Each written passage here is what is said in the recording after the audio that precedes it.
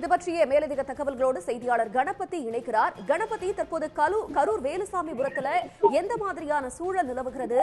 3 குழந்தைகள் உட்பட 6 பேரின் நிலை கவலைக்கிடமாக இருப்பதாக தகவல்கள் தெரிவிக்கின்றன. மேலதிக விவரங்கள்.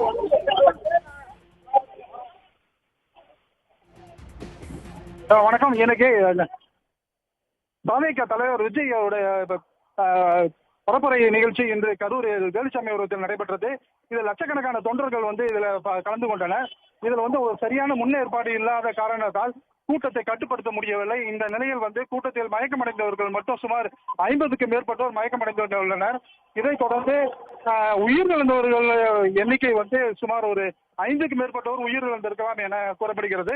இன்னும் அதிகாரப்பூர்வமாக அது அதிகரிக்கப்படவில்லை. கரூர் அரசு மருத்துவ கல்லூரி மருத்துவமனையில் கேசுவாலிட்டி ரூமுக்கு அனுப்பப்பட்டுள்ளதாக தகவல் தெரிகிறது. இதையடுத்து சம்பவ இடத்தில் முன்னாள் அமைச்சர் செந்தில் பாலாஜி தனியார் மருத்துவமனையில் பாதிக்கப்பட்டவர்களை பார்த்து வருகிறார். இதைத் தொடர்ந்து அந்த கூட்டம் நடந்த இடமே ஒரு போர்க்களம் போல காணப்படுகிறது. பாதிக்கப்பட்ட நபர்கள் கண்ணீருடன் சென்று வருகின்றனர்.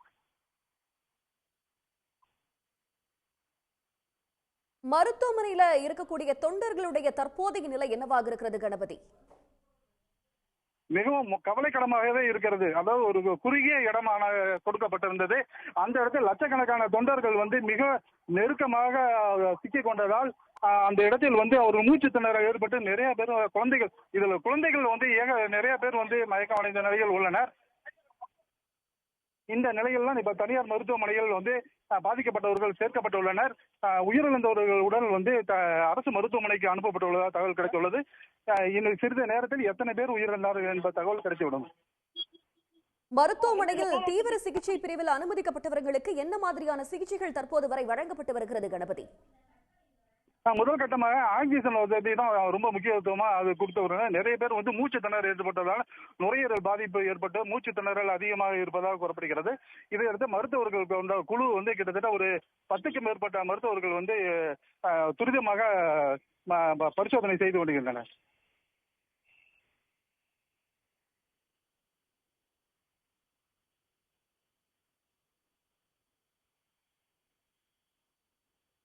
வேலுசாமிபுரத்துல இன்னைக்கு பகல் 12 மணிக்கு விஜய் பிரச்சாரம் மேற்கொள்வார் என்று அறிவிக்கப்பட்டிருந்தது. ஆனால் அவர் 7 மணி நேர தாமதத்திற்கு பிறகே வந்தார். காலையில் எத்தனை மணியிலிருந்து தொண்டர்கள் அந்த இடத்துல கூடுனாங்க? இந்த மாதிரியான ஒரு சூழ்நிலை ஏற்பட்டதுக்கு என்ன காரணம்? கரூர்ல விஜயோட ப்ரோக்ராம் கூட்டத்திற்கு கட்சியினர் அனுமதி கேட்ட போதே 2-3 இடங்கள், அதாவது பொதுமக்கள் அதிகமாக இருக்கும் பேருந்து நிலையம், லைட் ஹவுஸ் கார்னர் போன்ற இடங்கள் அவர்கள் குறித்து கேட்டனர். அங்கு பாதுகாப்பு கருதி காவல்துறையினர் அனுமதி மறுத்தனர்.